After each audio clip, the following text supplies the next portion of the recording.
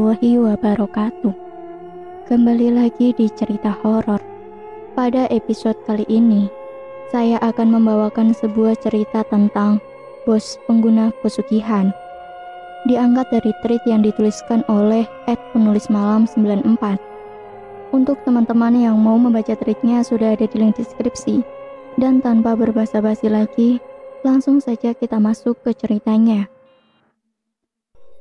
Teman-teman semua ngerasa nggak sih, akhir-akhir ini kehidupan kita semakin berat? Ya, karena mencari kerja semakin hari semakin susah, banyak saingan.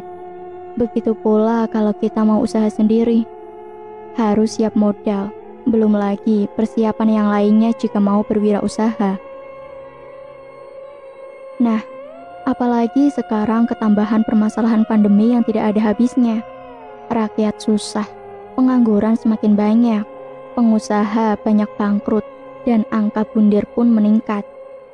Di tweet kali ini, Mimin akan membahas sedikit cerita bos lama yang memilih bersekutu dengan iblis untuk mempermudah usahanya. Berlatar di tahun 2017 saat gue masih bekerja sebagai lead parkir.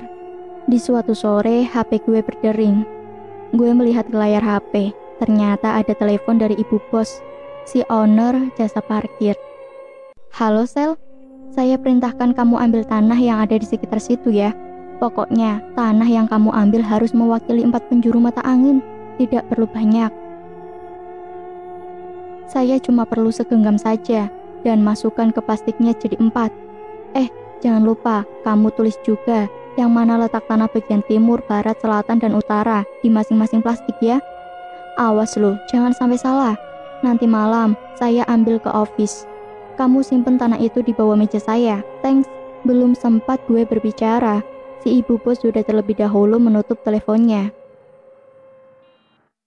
Karena gue cuma seorang bawahan yang tanpa banyak tanya, saat itu pun gue tidak curiga untuk apa tanah itu diambil dan segera melaksanakan perintah si atasan.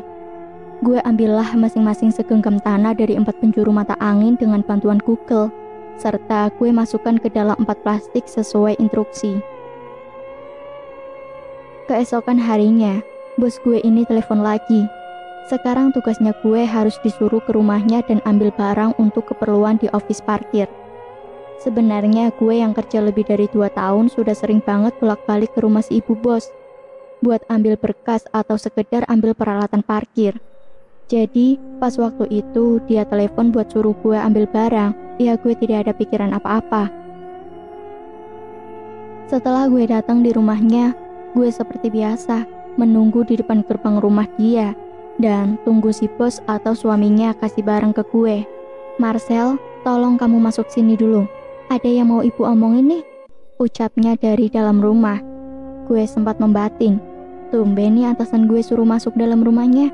Ada angin apa ya tuh orang? Sambil gue langsung dipersilakan duduk di ruang tamu rumahnya. Dan pandangan gue mulai bergerilya menjelajahi pemandangan dalam rumah si ibu owner yang memang mewah. Ada banyak hiasan kristal mahal dan guci-guci antik yang gue tafsir mungkin harganya belasan sampai puluhan juta rupiah. Kok kamu malah melamun sih? Gini, ibu suruh kamu masuk, sebenarnya ada yang mau ibu bicarakan nih sama kamu, 4 mata. Ucapan ibu bos seketika membuyarkan lamunan gue. Gue pun mengangguk dan langsung bertanya, apa maksud mengundang gue untuk datang. Ibu bos dengan sedikit terbata-bata menceritakan, jika proyek kerjasama di building yang memakai jasa outsourcingnya dalam kurun waktu 2 bulan akan habis.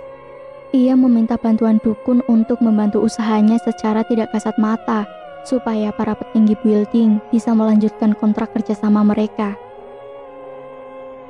Ia pun sempat mengancam gue untuk tutup mulut perihal yang barusan gue dengar, dan sekaligus memberikan perintah untuk memercikan air mineral berisi bunga kantil yang sudah dicampi-campi oleh si dukun tepat di 4 titik penjuru.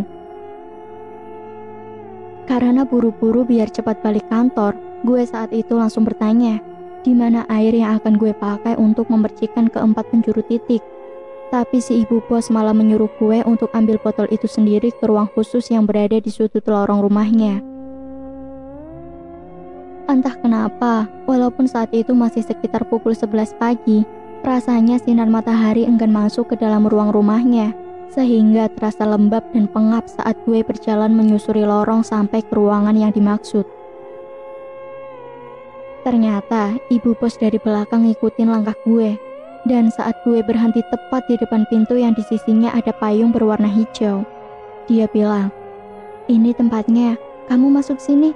Ambil sebotol air mineral itu dan tolong juga bersihin ruangan ini ya."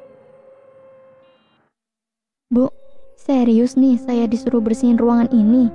tanya gue sambil menunjuk ke pintu ruangan yang kayaknya masih dikunci. "Ya iyalah, makanya kan ibu suruh kamu kesini. Sekalian, nanti pulangnya kamu bawa tuh thermal buat stok. Sudah, jangan banyak tanya. Pokoknya saya mau ruangan ini sudah rapi ya." Tutup pembicaraannya sambil menyerahkan sapu serta pengki untuk gue pakai. Baru saja pintu ruangan gue buka, gue disambut sama wangi menyan dan bau-bau wangi minyak menyengat hidung.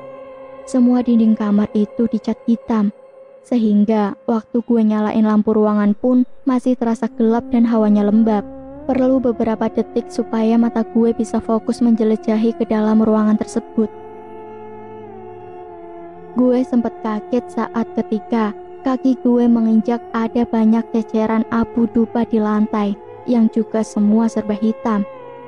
Pandangan gue ke distrek sama meja yang di atasnya penuh sesajen kopi, teh, susu, air putih yang kalau dihitung ada 7 gelas kecil, tempat bakaran menyan serta dupa, air dalam baskom aluminium yang berisi kembang setaman, dan terakhir ada buah-buahan segar di tampah kecil. Seketika bulu kuduk gue langsung naik. Belum lagi ada semilir angin yang meniup daerah tengkuk leher. Duh, sial, tiba-tiba merinding begini sih. Ampun Tuhan, tobat. Jangan sampai pulang dari sini gue dijadiin wadah pesugihan. Batin gue. Jujur saja, pas gue bersihin ruangan itu, benar-benar tidak karuan rasanya. Berasa kayak ada yang lihatin. Gue buru-buru sapu ruangan yang penuh ceceran abu dupa. Gue lap mejanya yang berdebu dan langsung gue ambil botol mineral yang dimaksud.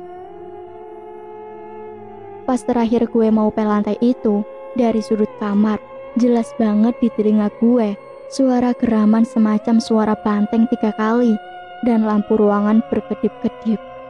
Gue yang takut langsung lari keluar kamar dan panggil si ibu bos. "Ah, biasa itu. Penunggu rumah saya mau kenalan sama kamu.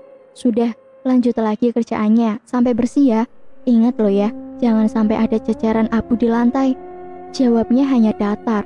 Padahal si ibu bos lihat dengan mata kepalanya sendiri. Gue lari ngos-ngosan karena takut. Gue saat itu sudah ngerasain yang namanya takut maksimal. Belum lagi bete disuruh ngerjain yang bukan jadi job desk gue. Tapi balik lagi, ya sudahlah, lakuin saja selama gue digaji sama si ibu bos. Persis si Gabayan. Gue balik lagi ke ruangan itu karena belum selesai ngepel lantai dan memastikan setiap sudutnya sudah bersih. Ketika baru saja gue ngepel, lagi dan lagi gue diganggu sama bayangan hitam besar yang tiba-tiba tembus tembok. Gue istighfar berkali-kali. Gue berusaha untuk positive thinking. Mungkin gue salah lihat karena sekeliling gue juga akan serba hitam. Selang beberapa detik, ada suara langkah kaki manusia yang kedengaran berjalan di dalam ruangan itu. Dan untuk kedua kalinya, gue lari lagi datengin si ibu bos yang lagi asyik di depan layar monitor laptopnya. "Bu, saya nyerah bu. Itu tempat apaan sih bu? Saya takut bu." Rengek gue memelas. "Ya sudah, kalau kamu takut saya suruh Molly buat temenin kamu ya." Seketika ibu bos bangkit berdiri dan mengeluarkan Molly dari kandangnya dan menyuruh Molly mengikuti gue. Molly yang memang anjing rumahan dengan setia menurut akan perintah si majikan. Sedikitnya gue agak lega walaupun cuma ditemani sama seekor anjing. Gue pernah baca di salah satu artikel berita, ternyata kucing dan anjing itu bisa ngusir setan. Dan benar saja, saat gue bawa si Molly, hawa horor dan merinding di tengkuk pun hilang. Gue tidak menyia-nyiakan kesempatan itu. Segera gue buru-buru menyelesaikan pel lantai serta memastikan ruangan sudah bersih. Pas gue matiin lampu dan mau tutup pintunya, tiba-tiba Molly menggonggong keras berkali-kali dan masuk ke ruangan itu. Sontak saja mendengar hal tersebut, ibu bos datang menghampiri. "Molly, out!" Molly pun keluar dan si ibu bos sempat menatap tajam ke dalam dan terlihat bibirnya seperti berkomat kami tidak jelas. "Kamu tolong ya, jangan bicara sama siapapun, termasuk mama kamu." Gue pun hanya mengangguk dan langsung berlalu membawa termal setelah pekerjaan membersihkan ruangan selesai. Di perjalanan, gue tidak berhenti buat berdoa dalam hati, minta perlindungan Tuhan. Takutnya gue dijadiin wadal, kan tidak lucu. Sesampainya di tempat kerja, gue pun langsung memercikan air dari dukun di 4 titik yang sama saat gue ambil tanah yang disuruh sama si ibu bos. Singkat cerita, 3 hari kemudian, di kantor penuh, ada banyak makanan dan semua anggota parkir maupun staf ditraktir sama si ibu bos. Tumben ibu baik bener traktir kita. BTW, ini kalau saya makan gak akan ada pemotongan gaji kan bu? Tanya gue memastikan, takut saja sudah kenyang makan, ujungnya malah masuk jadi kasbon. Ya enggak lah, memangnya saya sekejam itu ya? Ngomong-ngomong, ini saya traktir kalian dalam rangka perpanjangan, kontraknya sudah keluar. Selamat, kalian gak jadi di PHK karena saya masih ada kontrak kerjasama di building ini 2 tahun ke depan. Semua pun bersorak gembira mendengar kabar baik itu. Namun, hanya gue saja yang tidak merespon apapun karena gue merasa bersalah sudah ngebantu ibu bos ini berlaku curang dengan cara gaib.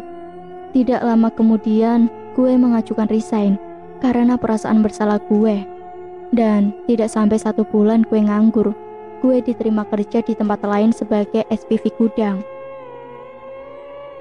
Nah itulah guys pengalaman langsung yang gue saksikan. Ternyata ibu bos gue ini bersekutu dengan makhluk tak kasat mata untuk memudahkan jalannya. Gue kerja di perusahaan itu dari tahun 2014 sampai 2018 dan masuk kembali karena ada permintaan supaya gue bisa in-care di perusahaan tersebut dari tahun 2019 sampai 2020.